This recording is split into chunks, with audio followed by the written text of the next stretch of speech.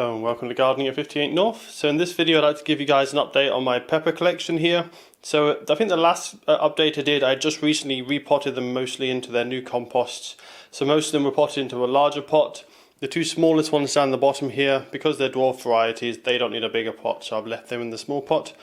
And since I last showed you, there was a really bad outbreak of aphids. The plants were almost killed at one point, absolutely decimated. And there's quite a lot of damage on the foliage, and that's what you're seeing. There's the damage from the aphid attack and also a little bit of damage from the thrip attack.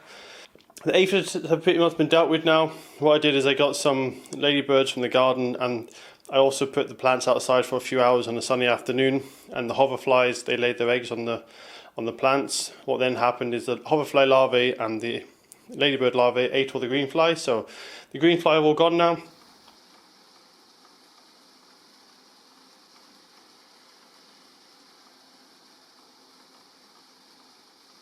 It's just a few little pockets of green fly left, but there's still a few hoverflies, so they should be dealt with quite quickly. So one of the side effects from the green fly was there was lots of black mold in all the leaves, so I had to spend about 2 hours one day washing all the leaves with a sponge, getting rid of all the black mold. Most of that's now gone, so the plants are looking a lot better now. They're really starting to recover, and we're already harvesting the first of our crops. So I've harvested lots of chilies so far, and I'll just give you a close-up of them now. So there's two Apache chili plants. Now the one on the left was growing quite well already in the previous update, and as you can see there's quite a lot of healthy growth on it now, quite a lot of red peppers as well. We probably harvested about 10 peppers off of these two plants in total, but you can see the growth is really healthy on this one. Now the other one, which is this one here, was growing quite slowly, and you can see in the middle of the plant there's quite stunted growth. But what's happened in the last couple of weeks, it's just started to put out some nice strong shoots as soon as the aphids cleared up. And these two actually never really did get badly affected by the aphids this time round. There's a little bit of sooty mold you can see on that one over there. I didn't clean the leaves on these ones because they were not too badly affected. But also the leaves are so small it would take me a long time to clean them all up individually. So these are the two Apache plants. They've done really well, growing quite happily, cropping really nicely. So it looks like we're going to continue getting a nice crop for them for a while. This one, interestingly, is starting to get some yellow fungus starting to grow on the surface of the compost. That's quite common in houseplants. Sometimes you get this kind of yellow fungus that grows in the compost if it's quite a warm and humid environment. Doesn't cause any problem for the plant, but sometimes it does throw out these strange yellow mushrooms which look a bit strange. But the plant will continue growing healthily, and if anything it can sometimes benefit the plant because it helps to break down the compost and release more nutrients, although it does mean that your organic matter in the compost might eventually be diminished as the fungus eats on that. So my other chili plant is this one here, which is the Piri chili. As you can see, it's a much bigger plant. This isn't a dwarf variety, so it's a lot taller, and it's grown about 2 foot now, almost 3 foot in height if you include the pot. And it's done quite well. This also didn't get too badly affected by the aphids. The aphids was mainly on the sweet peppers and the aubergines.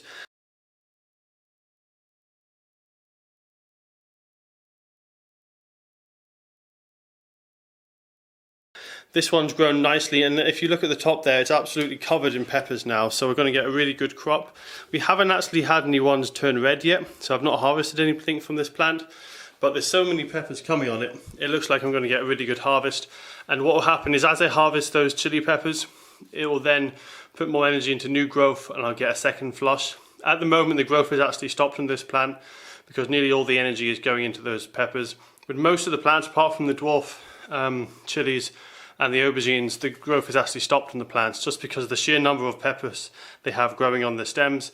All the energy is now going into the peppers and not into any more growth. But once I start harvesting the green peppers, then the plant won't be putting the energy into the fruit, and it'll be starting to grow again and grow some more peppers afterwards. So all the sweet peppers I have here, these are the bell peppers. They're all the same variety I have here in the conservatory, and the variety is called King of the North. So these ones are supposed to be particularly well suited to people growing far north. They're supposed to be more tolerant of cold temperatures, and they're supposed to crop a little bit earlier, so even if you have a shorter growing season you should still get a decent crop. Now I haven't picked any red ones, but I have been picking a lot of green ones. The reason for that is the first lot that were cropping, there was a lot of blossom end rot, and the fruit was rotting on the plant, so I had to pick the fruit before the rot spread to the rest of the pepper.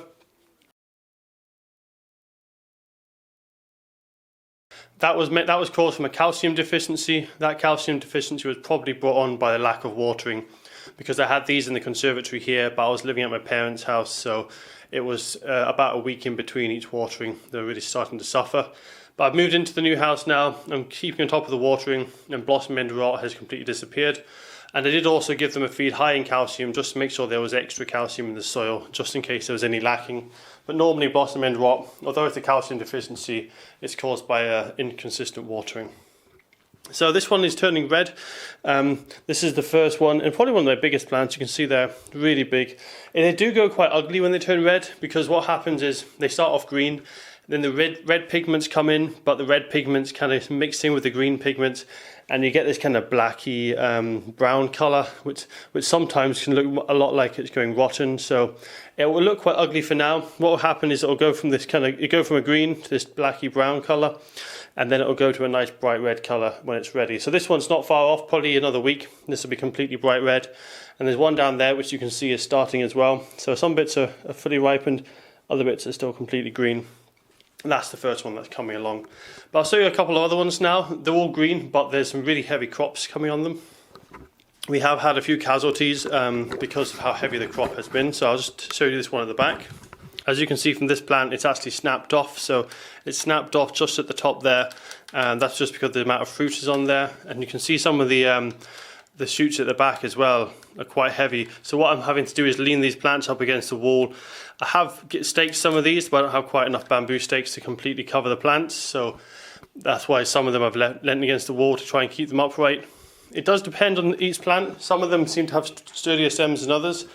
This individual plant, for example, seems to have much stockier stems. It's absolutely covered in peppers, but there's no risk of it snapping at all.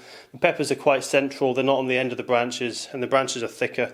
But you can see there the number of fruits we've absolutely covered. And that's why these plants aren't growing anymore. There's so many fruits, all that energy is going into them. So you can see that's going to be a really good harvest. I suspect they'll take quite a long time to ripen up though, just because there's so many on that one plant. For the size of the plant, it's a lot of energy to ripen all those fruits at once. So this will probably be a couple of months until these are all red. But it looks like we're going to have a really good crop with that. And I'll take you around now to this other one as well, which is cropping nicely. So you can see on this plant, it's absolutely covered in peppers.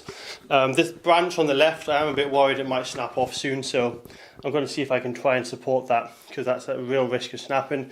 These ones up here are doing a bit better. You can see they're absolutely covered in fruit, but these fruit are going to get heavier and bigger, so I might need to give these some support as well, otherwise they'll flop over like that one, and they could snap off like the other plant has. So lastly, I'd like to show you my aubergine plants. I've never actually grown aubergine successfully in Scotland before, so I'm quite happy that I'm getting a good harvest. And I'm actually been quite surprised at how good the harvest has been, so I'll definitely be doing these again next year.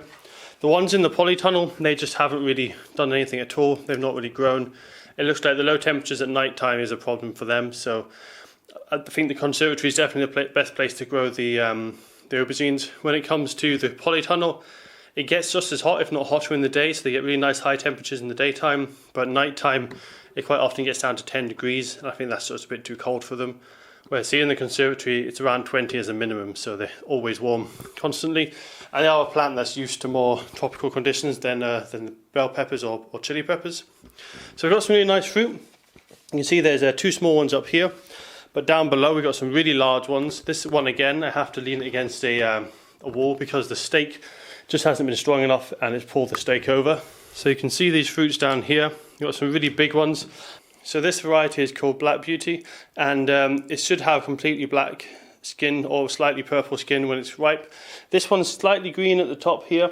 It's got a bit of black and it's got a bit of purple as well. It's a really nice looking fruit actually, very glossy. I can feel the weight as well. It's a very heavy fruit, so I suspect this one is still going to get larger. It's not completely ripe yet. This still feels very hard to touch and it's still very shiny, the fruit, so it's not quite ready. But I don't think they'll be getting a huge amount larger because it's already such a large fruit. You can see this one as well. It's also a nice big size. So I'll probably be harvesting these in the next few days. And I'll show you the other plant now, which is getting similar sized fruits, but just a little bit further behind these ones. So this is the other plant. The aubergine does tend to hide its fruit under its leaves, so you can see there's a couple of smaller ones there, which are going to be a little way off. But at the back we also have some giant ones, very similar to the previous plant. Nice big one there, and at the back I'll show you this other one. So you can see right at the back there, we've got another nice large fruit. So that one actually looks a bit dark, and the other ones, that might be ready a little bit earlier. It's quite spiky as well, these fruits. So you can see on the top of their fruit there, they're really quite nasty spines. I have actually cut myself a couple of times on these, so I have to be careful when I do pick them not to get stabbed in those spines. The varieties we have in the UK here in the supermarket, I have not noticed any spines like that, but this variety is very spiky, so I have to be quite careful when I'm harvesting it. So that's all for this update on the chili peppers and the aubergines. So as I say, they have been struggling with pests, but that's now cleared up. I'm going to start harvesting them quite soon. So for the next update, I'm not sure what stage it's going to be at, because I'm going to be harvesting these as and when I need them, so there might not be anywhere near as many fruit on them. What I suspect will happen is as I harvest them, new growth will start coming on them, and I'll start getting a second crop of chilies and peppers. So you'll probably won't see quite as many fruit in the next update, but the plants should be bigger because they'll be starting to grow again. And we'll probably be getting our second floss of peppers. Hopefully I can get some nice photos if we get some nice bright red ones coming on them.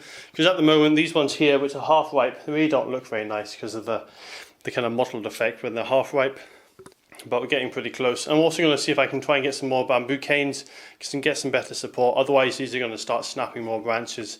And I want these to keep going right through to the autumn. So I know with the chili peppers, when I've grown them in the house, they keep going right through to October, November time. I can even get a crop in November, December if it's quite a sunny autumn. So I'm hoping with these other plants, with the aubergines and the bell peppers, they keep cropping them as long as they can. And then what I'll do is I'll cut them back hard, and I'll see if I can get them to get through the winter and give me another crop next year like I do with my chili plants previously. So that's all for this update, and I'll see you guys probably towards the end of summer, and we'll see, should get a really good crop. Everything's going quite well now, just hope the aphids don't come back.